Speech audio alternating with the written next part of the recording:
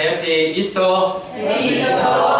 예수님은 부활하셨습니다. 네. 다 같이 한번 따라서 보겠습니다. 예수님은 부활하셨습니다. 예수님은 부활하셨습니다. 우리도 부활할 것입니다. 우리도 부활할 것이다. 네. 우리가 부활의 영광과 소망을 깊이 영접하기를 원합니다. 어떤 사람들은 부활에 대해서 두 가지 질문을 합니다. 먼저는 어떻게 죽은 몸이 다시 살아날 수 있는가? 또 만약 죽은 몸이 다시 살아난다면 그 부활의 몸은 어떻게 생겼을까? 이것은 부활을 믿지 못하는 사람들 뿐만 아니라 우리 부활을 믿는 자들도 참 알고 싶은 내용입니다. 그런데 본문은 이 내용에 대해서 잘 말씀해 주고 있습니다. 더 나아가서 부활의 소망을 가진 자들이 어떤 삶을 살아야 되는지 말씀하고 있습니다. 오늘 우리가 말씀을 영접하는 가운데 부활의 영광, 부활의 승리를 확신하기 원합니다. 또 우리가 승리의 확신을 가지고 주의 일에 힘쓰는 자들이 되기를 간절히 원합니다. 첫째, 하나님의 뜻대로 형체를 주시되. 바울은 죽은 자들이 어떻게 사느냐에 대해서 이제 설명을 하고 있습니다. 먼저 이 자연현상을 통해서 이를 말해주고 있습니다. 씨가, 이 까만 씨가 심겨지면, 이 죽게 되면 새롭게 이 생명이 돋아납니다. 마찬가지로 우리 죽은 몸이 이 무덤에 이 흙에 들어갈 때 우리는 새 생명으로 살아나게 되는 것입니다. 어떤 씨도 이제 죽어야지 새 생명을 나듯이 우리 인간도 죽어야지 새 생명으로 살아나게 됩니다. 그런데 씨가 거기 씨에서 돋아난 그 식물과 전혀 다른 모습입니다. 밀에 그 딱딱하고 이 조그만 씨를 뿌리면 이 밀이 자라는데 이 씨하고 밀하고 전혀 모습이 같지가 않습니다. 수박도 새까만 씨를 심어 놓으면은 나중에 수박 줄기가 나고 열매가 나는데 이 조그만 새까만 씨를 보고 수박의 열매하고는 전혀 같은 모습이 아닙니다. 이처럼 우리가 죽고 다시 부활할 때 우리 현재의 몸은 부활하는 그 몸과는 전혀 다른 그런 형체가 되는 것입니다. 이렇게 되는 것은 하나님께서 그 뜻대로 형체, 그 모습을 주시기 때문입니다. 바울은 부활의 몸, 그 부활의 몸을 다양한 것을 설명합니다.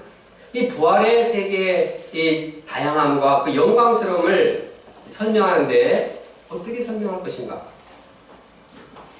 그 세계를 우리가 가보면 그 세계에 대해서 얘기하겠는데 우리는 그 세계에 없습니다.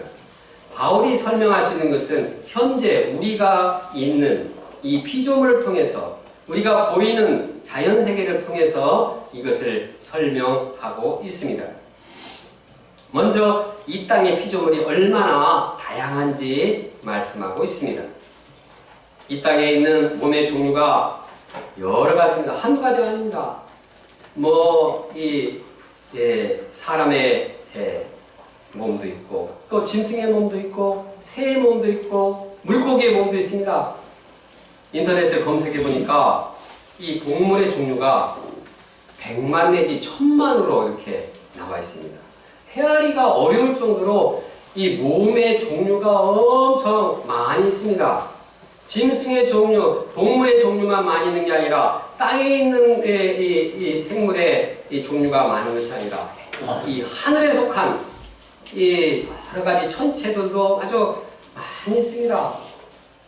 해도 있고 달도 있고 별도 있고 또 별도 아주 그냥 5만 가지 수억 수천억 이렇게 별이 다양하게 있습니다. 이 사도 바울은 이 이 형체가 다양할 뿐만 아니라 그 나타나는 영광이 또 다른 것을 말하고 있습니다. 하늘에 속한 영광이 땅에 속한 영광이 이제 다른 것처럼 하늘에 속한 영광이 다르다고 말씀하고 있습니다. 해의 영광이 다르고 달의 영광이 다르고 또 별의 영광이 다르고 별과 별의 영광이 다 다른 이러한 이 모습을 말하고 있습니다.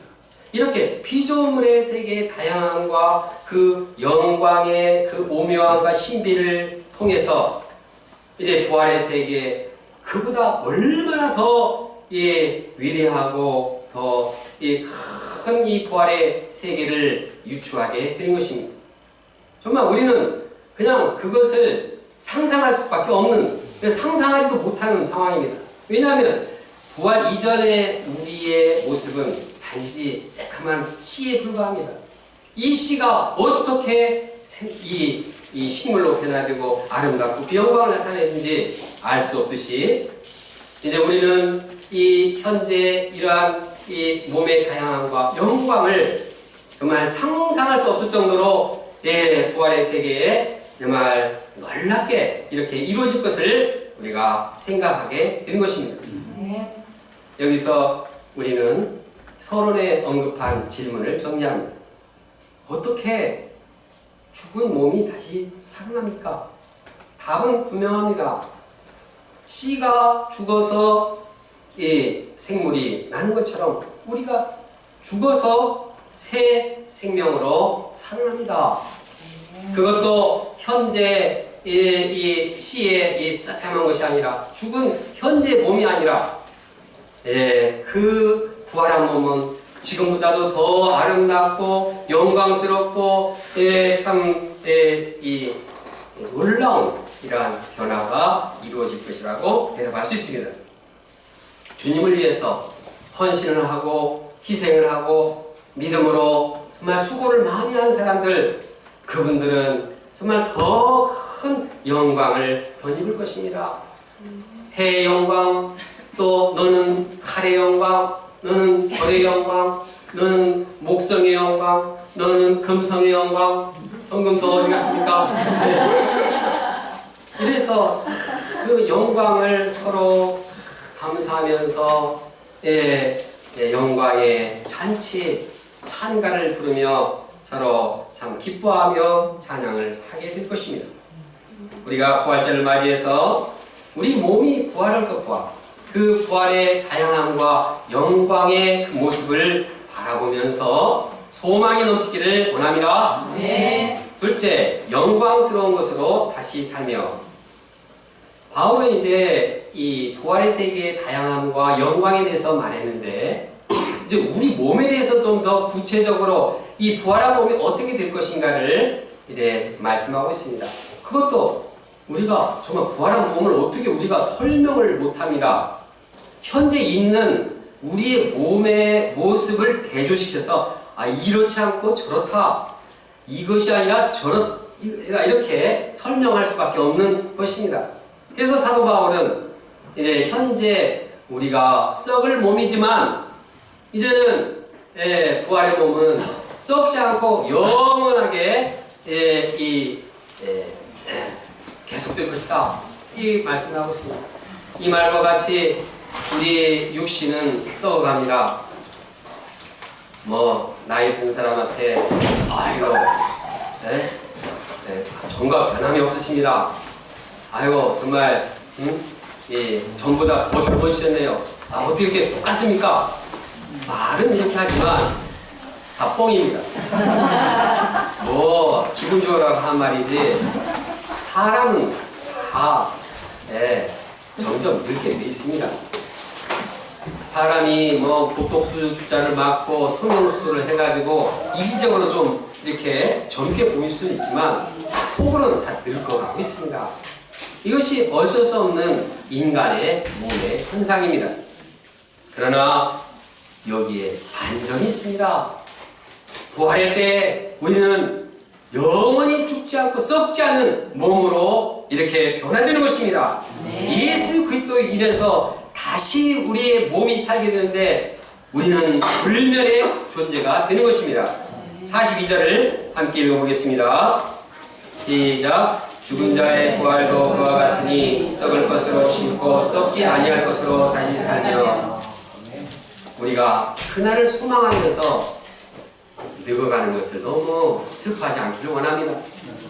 그냥 작년에보다 더 그냥 더 힘들어지고 더 피곤하고 이런 거 느낄 때 이 언제 죽나 죽음만 생각하지 말고 이제 부활의 때 아마 영원토록 불멸의 존재로 내가 다시 산다는 확신을 가지고 소망이 넘치기를 원합니다. 네. 또 욕된 것으로 심고 영광스러운 것으로 다시 삽니다.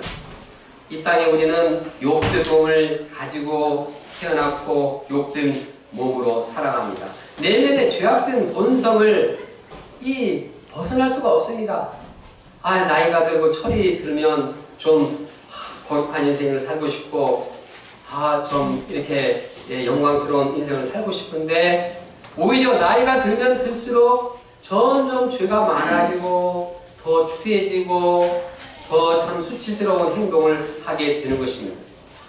그래서 그냥 남은 알지 못하고 또 남을 안 보이려고 했는데 또 그냥 그런 수치가 드러나는 것이 인간의 욕된 그러한 모습의 한계입니다.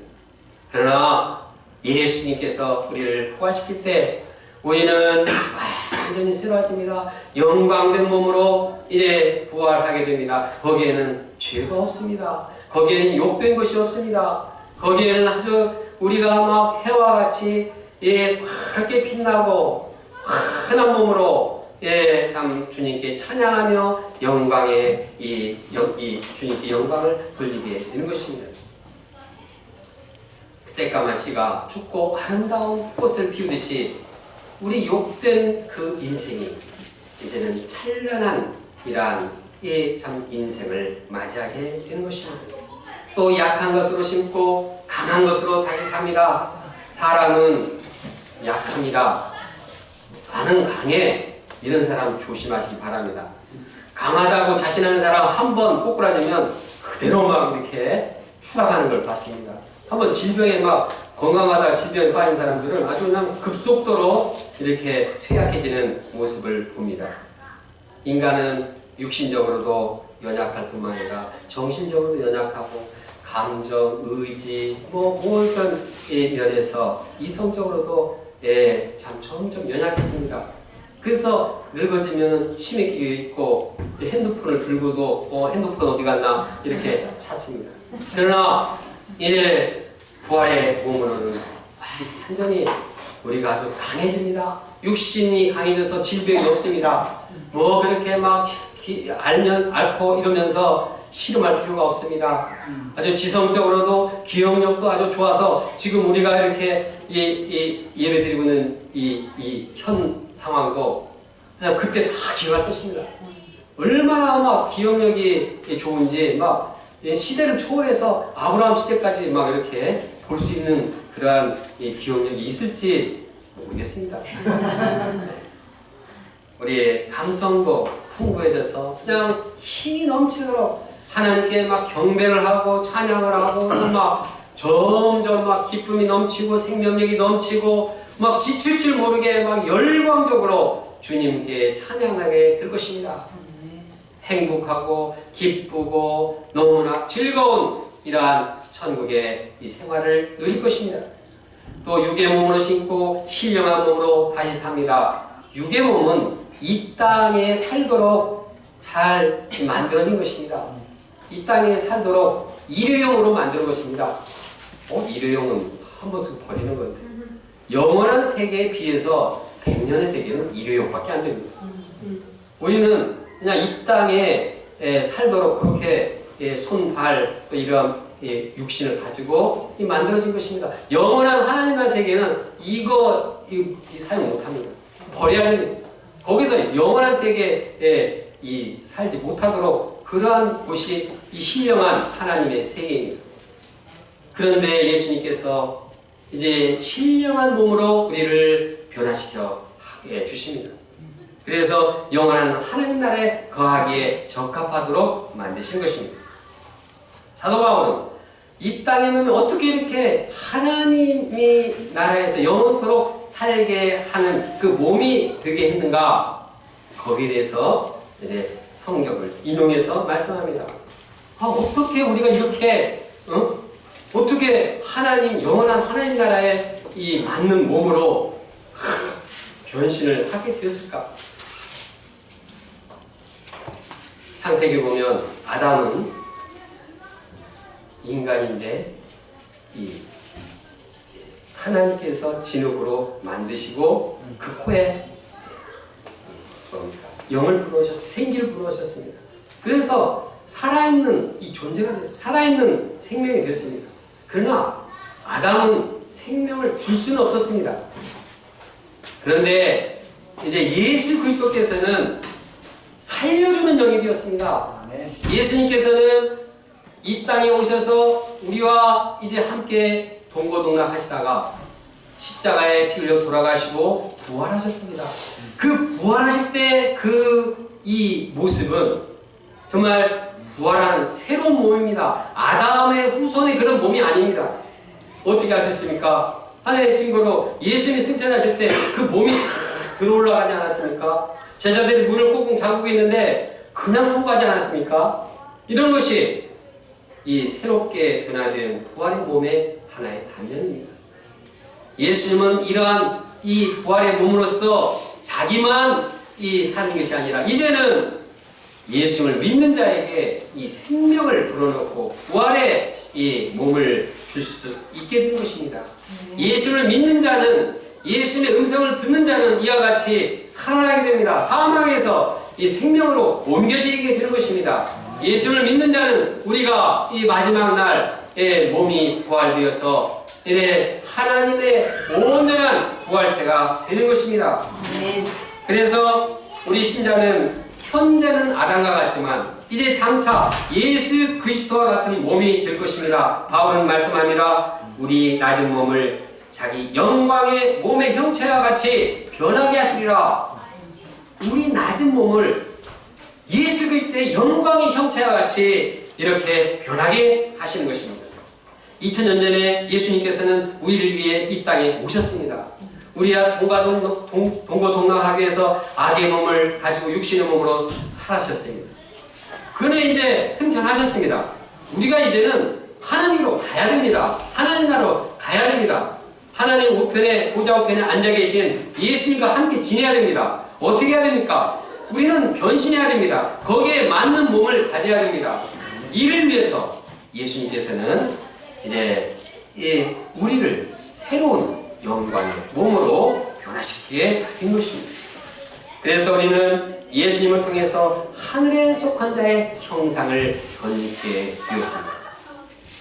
우리가 미래에 변화될 모습을 바라보면서 정말 희망과 또 기쁨이 충만하기를 원합니다. 우리가 예수님과 같은 몸으로 변화가 된다면 너무나 놀랍고 감사하고 행복하고 즐거운 게 아닐까? 예수님과 함께 변화된 몸으로서 하는데 정말 그 예수님과 나를 사랑하는 그 주님과 함께 사는 것이야말로 우리에게서 정말 은혜가 아닙니다. 저는 초등학교 때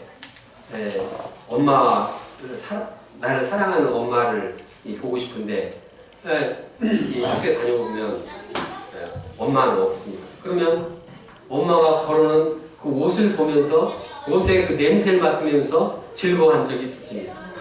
그리고 천국에 가면 그런 엄마를 다시 한번 보고 싶은 마음이 간절합니다. 그런데 엄마보다도 나를 위해서 하나님의 아들이신데 십자가에 피 흘려 돌아가신 그리고 자기의 생명을 내주기까지 나를 사랑하신 그 예수님과 함께 영원토록 거하게 된다니 너무나 감사하고 행복한 일이 아닐 수가 없습니다. 그때는 이제 먼저 간 성도들을 다 같이 만나게 될 것입니다. 또 주님 안에서 모든 성도들이 서로 사랑하며 행복을 누리게 될 것입니다. 그때는 나에게 상처 주고 나를 힘들게 하고 나에게 고통을 주게 하고 나를 아주 답답하게 한 그런 사람들도 다 변화돼서 이제는 서로 사랑하고 격려하고 서로 참 주님께 영광을 돌릴 것입니다. 그때는 예수님과 같이 되어서 그냥 서로 사랑하게 될 것입니다. 이런 생각을 하게 되면 우리 형제 자매님들이 얼마나 귀한지 모릅니다. 지금은 좀 육신의 한계가 있어서 이렇게 유혹되고 연약하지만 그러나 이 예수님처럼 나중에는 장차 그렇게 변화될 사람이 아닙니까? 이런 생각을 하면 정말 귀하지 않은 형제 자매가 없습니다. 이런 생각을 하면 너무나 귀하고 사랑스럽고 소망스러운 그러한 존재입니다. 우리가 현재를 살아가지만 미래에 변화될 그 모습을 바라보면서 희망을 가지고 모든 형제 자매들을 사랑하기를 간절히 소원합니다. 셋째, 이김을 주시는 하나님께 감사하노니. 바울은 왜 우리가 부활의 몸을 새롭게 입어야 되는지 이제 반복해서 강조하고 있습니다. 그 이유는 혈과 육, 즉 육신의 몸으로는 영원한 하나님 나라를 이어갈 수 없기 때문입니다. 그런데 감사하게도 우리의 몸이 새롭게 변화되는 놀라운 은혜가 있게 됩니다. 그때는 예수님께서 재림하시는 날입니다. 재림하실 때 이제 재림 나팔 소리가 빰빰빰빰빰 이렇게 울릴지 모르겠지만 아무튼 이 나팔 소리가 울려 퍼질 때 우리는 그냥 갑자기 모든 사람이 순식간에 다 변화됩니다. 썩어져 죽은 이 사람들이 다 부활의 몸으로 변화되는 것입니다. 얼마나 신기한 일입니까? 그래서 사도 바울은 내가 비밀을 말한다고 얘기하고 있습니다. 여기서 비밀은 미스테리, 영어로 보면 미스터리라고 말하고 있습니다. 신비한 일이구나. 이 불신자들은 이 말을 보면 무슨 말인지 모릅니다. 이거 공상 소설이냐? 그러나 우리에게는 이것이 비밀입니다. 놀라운 일이 우리에게는 실제적으로 이루어지고 확신하게 되고 기뻐하고 감사하게 되는 것입니다. 예수님의 재림하실 때 또한 구약의 그 예언의 말씀이 다 이루어집니다. 구약의 그 하신 말씀이 재림의 때 이루어지기까지도 다 하나님께서 예언해 놓고 계십니다. 그 말씀이 무엇인지 54절을 함께 읽어보겠습니다. 54절입니다. 시작. 이 썩을 것이 썩지 아니함을 입고 이 죽을 것이 죽지 아니함을 입을 때에는 사망이 이김에 삼킴받으리라고 기록된 말씀이 이루어지리라. 구약의 예언대로 죽음의 세력은 완전히 박살납니다. 그때까지 기승을 부리던 사망의 세력 이제는 완전히 사라집니다. 죽음을 가져오던 그 독침으로 막 죄가 막 쑤셔가지고 사람 죽게 하는데 그 죄도 사라집니다. 또 죄를 폭로하던 그 율법도 더 이상 우리를 재판하지 못합니다. 예수 그리스도께서는 죽음과 죄와 율법이 주는 모든 죄의식 다 이제 청산하십니다. 통쾌한 승리를 이루십니다. 우리를 그렇게 괴롭게 했던 죽음의 세력, 그렇게 우리를 신음하게 했던 죄의 세력, 죄의식 이런 것은 이제 완전히 다 사라지게 되는 것입니다. 얼마나 감사한 일입니까? 우리가 최후 승리를 이루신 하나님과 예수 그리스도를 향해서 소리 높여 감사 찬양을 드립니다. 우리가 찬양하는 마음으로 소리 높여서 57절을 다 같이 한번 읽어보겠습니다. 57절입니다. 시작. 우리 주 예수 그리스도로 말미암아 우리에게 승리를 주시는 하나님께 감사하노니. 감사하노라 해가지고 큰 소리 한번 다시 감사하는 마음으로 한번 읽어보겠습니다. 시작. 우리 주 예수 그리스도를 말미암아 우리에게 승리를 주시는 하나님께 감사하노라. 그러면 이렇게 부활의 승리를 이루실 그 날을 확신하면서 우리는 현재 어떻게 살아가야 하겠습니까? 다 같이 58절을 함께 읽겠습니다. 58절입니다. 시작. 그러므로 내 사랑하는 형제들아, 전실하며 흔들리지 말며 항상 주의에 더욱 힘쓰는 자들이라. 이는 너희 부모가 주 안에서 헛되지 않은 줄 알미니라. 첫째로 우리는 견실하며 흔들리지 말아야 합니다. 살다 보면 우리 마음이 흔들릴 경우가 종종 있습니다. 죄의 유혹 때문에 그냥 마음이 흔들리고 참 분명한 이 진리의 방향을 잡지 못하고 자꾸 무너지고 어그러지고 그럽니다. 또 어려운 일을 닥치고 그냥 이러면은 마음이 괴롭고 또 그 사람이 나를 힘들게 하면 또 그러면 또 내 마음이 흔들리고 그냥 주저앉고 싶고 낙심하게 되는 것입니다. 그러나 사도 바울은 어떤 어려운 때에도 성도들은 견실하며 흔들리지 말도록 했습니다. 어떻게 우리가 흔들리지 않는 삶을 살 수 있습니까? 그것은 우리가 부활신앙을 가질 때 가능한 것입니다. 부활신앙은 우리에게 있어서 하늘에 있는 영혼의 닷과 같습니다. 부활신앙을 붙들고 부활신앙을 이제 분명히 잡고 있으면 우리의 마음은 흔들리지 않습니다. 현재 어려움만 바라보지 말고 미래에 이루어질 부활의 영광을 붙들고 소망할 때 우리는 흔들리지 않습니다. 현재 실패만 바라보며 주저앉으려고 하지 말고 장차에 이루어질 부활의 승리, 궁극적인 승리를 확신할 때 우리는 흔들리지 않습니다. 사도 바울은 외칩니다. 생각하건대 현재 고난은 장차 우리에게 나타날 영광과 좋게 비교할 수 없도다.